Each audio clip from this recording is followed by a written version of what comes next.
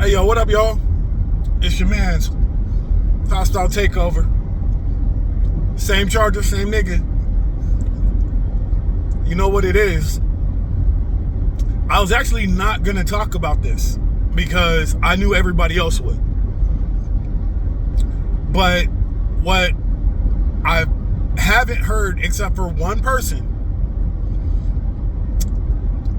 is the hypocrisy in what I'm about to bring up. The subject today is pre-built men.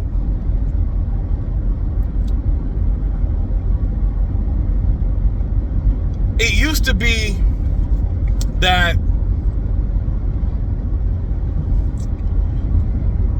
when you were a man of value, the woman in your life would compliment you. And when I say compliment, not like, that's a nice tie. I mean, pair up with you well. Now, these chicks ain't even trying to pair up with you well. They ain't there for the grind. They ain't there for them hard days. They wait like all these other dudes say, they wait at the finish line for the winner. You know what I'm saying? And here's what they usually say. I want a man with his own business so I can help him build. That nigga already built it. What the fuck is you talking about, lady?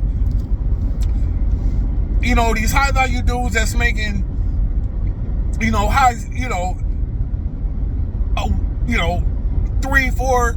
$500,000, and up. They already built it. They don't need you to help build shit. You just want to take credit for the work that he fucking did. Anecdotal story time. My wife's mom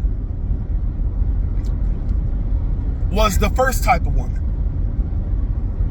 My wife's dad made well into the six figures. I'm not going to put the number out, but well into the six figures. And he will be the absolute first one to tell you that his wife helped make his career. Now, was she in the office, helping him with his actual work? No. Was she his administrative assistant? No. The company he worked for furnished one of those. What I'm talking about is the little shit that's not actually that little in those circles. All right? When you're in those circles, the woman that you marry can make or break your fucking career. No bullshit. I've seen it happen. Can literally make or break your fucking career. So, she did the things that allowed her to help her husband's career.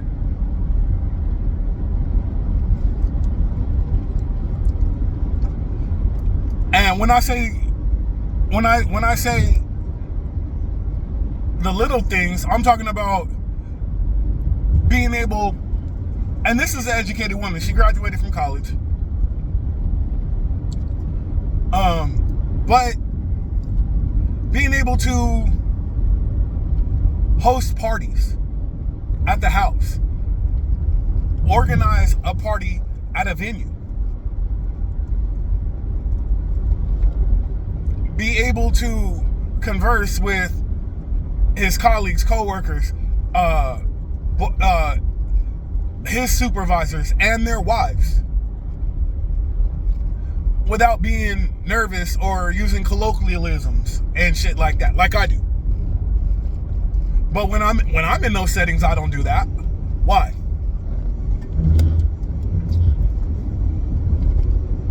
Because I have to be able to articulate myself, and a lot of times I might be one of the few black people in the room. And what they do is they hit you with gotcha questions. And if you can't give them a good answer, even if it's not an answer they agree with, but if you can't give them a good one, you're automatically out of the circle. You might as well just leave. And she could do that.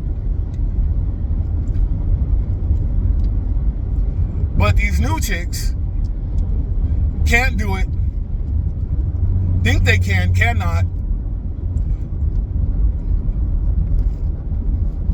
But they want you to be able to take them to these places so they can basically embarrass you. Fuck that. Now, what inspired this conversation? Eboni K Williams, of course. I spit my little logic at it in a conversation with a friend. He's like, you gotta spit that. I really wasn't gonna make this fucking video. So, you know who you are, fuck you. But she won't date a bus driver unless he owns the bus. All right. Let's get to the hypocrisy of that shit first of all. She said it ain't about the money. Yes, the fuck it is. Because whether or not he owned the bus, if that bus driver owned the bus and was making $40,000 a year, he can't holler at no Eboni K Williams. Fuck out of here. 50? Nope. 75? Nope. You got to be knocking down well into the six figures to holler at this chick. And you ain't, although some bus drivers do clear six figures. They do bring home a six-figure income yearly.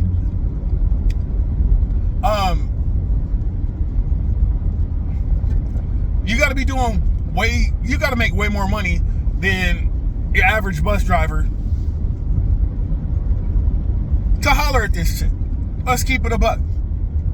Then she gonna turn around and say it's about ownership. No, it ain't. Because again, she ain't gonna date a $50,000 a year bus driver because he owns the bus. Fuck out of here. Get the fuck out of here. And bus drivers start off at 45, 50K in a lot of places, bro. It ain't no, you ain't balling off that, but you ain't starving for show. And that's to start off. That's why I said, there are some bus drivers out there knocking down six figures, because there are. But it ain't about ownership. And to make that shit even more hypocritical, she doesn't own not one platform that she's on. I didn't watch it, but apparently she was on, I don't watch them housewife shits, but apparently she was on Real Housewives in New York. All right. She don't own that. NBC Universal does. She's on the Griot now. She don't own that. Byron Allen does. Matter of fact, I don't even think she has a YouTube channel. If she does, I couldn't find it. So what does she own? She's an employee. Just like she was sitting there berating bus drivers for. Man, fuck that. And the only one that brought up any of these points that I just made was Anton Daniels. Shout out to him for that. About the ownership thing. She doesn't own not one platform she's on, but wanna preach about fucking ownership. You don't own shit. Knock it off. And I was watching the Millionaire Morning Show, and he was talking about that, and I'm like, I was hoping he would bring it up, because Anton says he's a C student, but that's a smart dude. And I'm like, he has to see it. I'm like, if anybody sees it, he does. And I'm sitting there thinking the same shit, and he said it, and I'm like, thank God somebody fucking said it. She doesn't own shit no platform that she's on.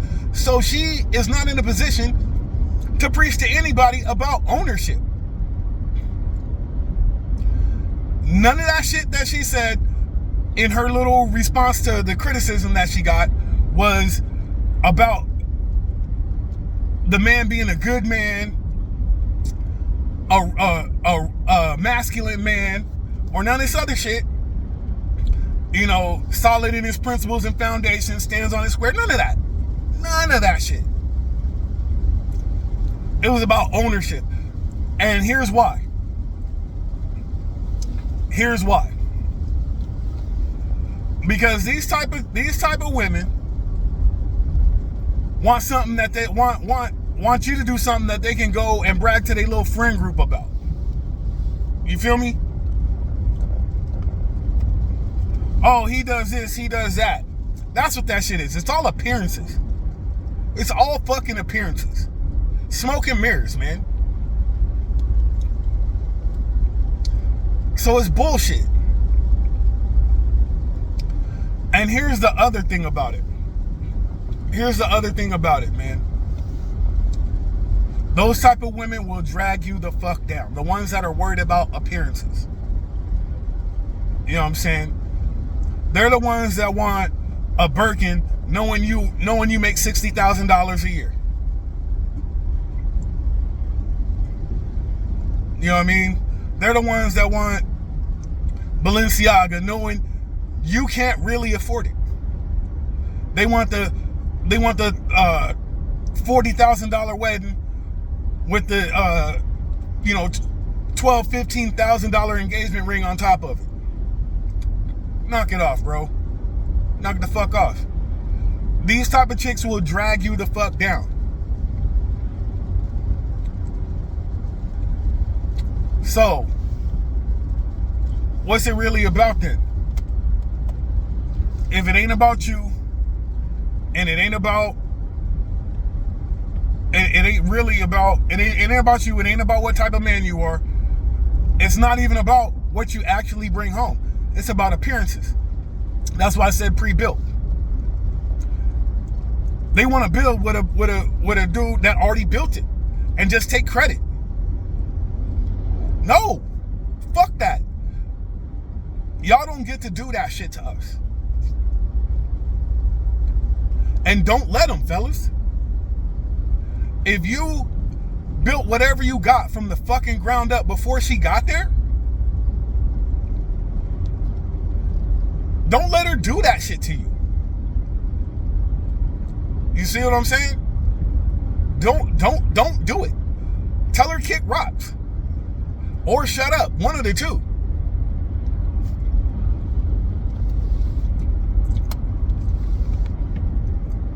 Tasha K is a clout chaser.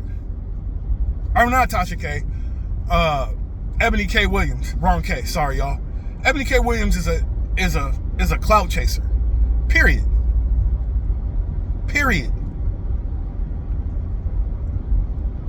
That's why she said what she said. And there's nothing wrong with that. If that's what she wants, that's what she wants. But be honest. Be honest about it. If you in it for the look, say that. But don't say it's about ownership and pride and this, that, and that. Man, fuck that. Cause fuck what it looks like. Cause we all know what it looks like usually isn't what it is, man.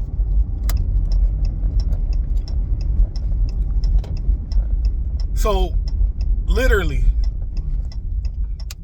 women like my wife's mom are still out there. But you're not gonna have an easy time finding them. But they're fucking worth it. I know a lot of y'all gonna sit there and say, no, they're not, blah, blah, blah. They are. They're just really hard to find these days. Way harder to find than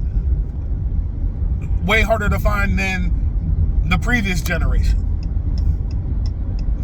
And the generation before that. But they are. I'm not out here to doom and gloom motherfuckers to death.